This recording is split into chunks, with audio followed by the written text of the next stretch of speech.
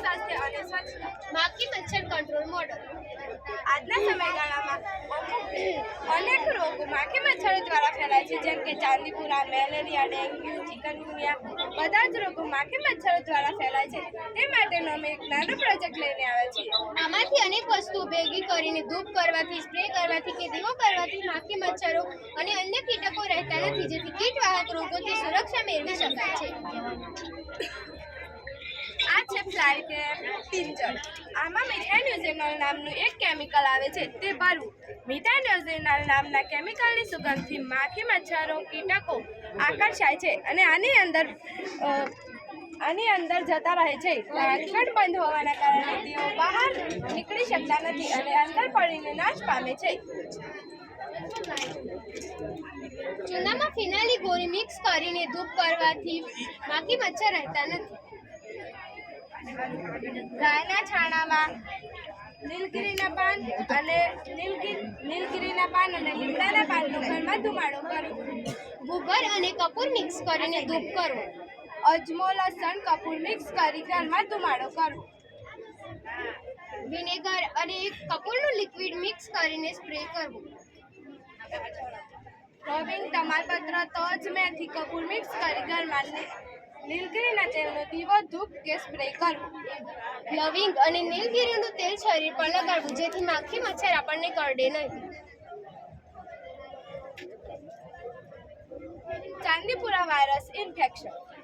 Chandipura virus સૌપ્રથમ કિસ્સો 1965માં મહારાષ્ટ્રના નાગપુર જિલ્લાના ચાંદીપુરા ગામે નોંધાયો હતો, જેથી તે ચાંદીપુરા વાયરસ તરીકે ઓળખાય છે. ગુજરાતમાં મુખ્યત્વે મધ્ય ગુજરાતના જિલ્લાઓ વડનગર, છોટાઉદેપુર, પંચમહાલ, દાહોદ, મહીસાગર અને સાબરકાંઠામાં ચાંદીપુરા વાયરસના કેસો નોંધાયા છે. ચાંદીપુરા વાયરસના ફેલાવા માટે સેન્ડ ફ્લાય માખી જવાબદાર છે. સેન્ડ ફ્લાય ચાંદીપુરા ઝેરી તેમજ કાલા અજારની બીમારીમાં ભાગ ભજવે છે. સેન્ડ ફ્લાય કાચા મકાનોની દિવાલોની તિરાડોમાં અથવા માટીથી બનેલા ભાગોમાં રહેવાનું પસંદ કરે છે. તો આપણે જાણીએ ચાંદીપુરા વાયરસ કેવી રીતે અને ક્યાં ફેલાય છે. આપણે ચેપી રોગોનો થોડો અભ્યાસ કરીએ. મુખ્યત્વે ગ્રામ વિસ્તારોમાં ચાંદીપુરા વાયરસના કેસો વધારે પ્રમાણમાં જોવા મળે છે. કેસો ખાસ કરીને જથ્થામાં ન જોવા મળતા છૂટાછવાયા જોવા મળે છે. 9 માસથી લઈને 14 વર્ષના બાળકોને ખતરો રહે છે. ચાંદીપુરા માટે સેન્ડ ફ્લાય વાહક છે. સ્ત્રીઓ કરતાં પુરુષોમાં ચાંદીપુરા વાયરસના કેસો વધારે માત્રામાં જોવા મળે છે. સારવાર થયેલ બાળકોમાં મગજની બીમારી ભાગ્યે જ જોવા મળે છે. ચાંદીપુરાના લક્ષણો. ચાંદીપુરાના લક્ષણો જેવા કે ટૂંકા ગાળાનો હાઈગ્રેડ તાવ આવવો, ઝાડા, ઉલટી થવી, માથું દુખવું, અર્ધભાન અવસ્થામાં આવી જવું, ખેંચ આવવી,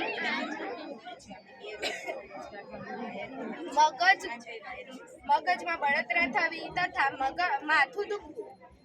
ચાંદીપુરાના લક્ષણોની શરૂઆત થયા બાદ 48 થી 72 કલાકમાં મૃત્યુ થઈ જાય છે. ગુજરાત રાજ્યમાં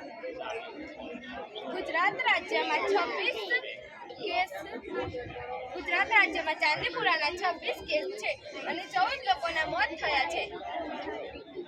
તમને જોવા મળશે કે ચાંદીપુરા વાયરસથી ક્યાં અને કેટલા લોકોના મોત થયા, જેમ કે સાબરકાંઠામાં 4 કેસ હતા અને 2 લોકોના મોત થયા.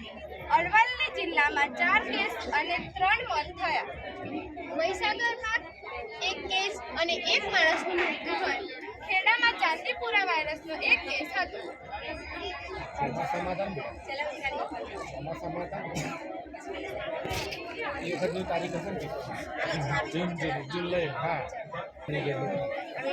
કાલે બધાનું ફૂલહાર વડે સ્વાગત કરવામાં આવ્યું હતું અને ધાર્મિક સ્થળો અને મંદિરોમાં પણ ફૂલોનો ઉપયોગ કરવામાં આવે છે. પછી એ ફૂલ કોઈ કામના રહેતા નથી. એ ફૂલને પ્લાસ્ટિકની બેગમાં ભરીને અથવા ગમે તે કઈ વસ્તુમાં ભરીને કેનાલમાં, તળાવમાં કે નદીમાં ફેંકી દેવામાં આવે છે.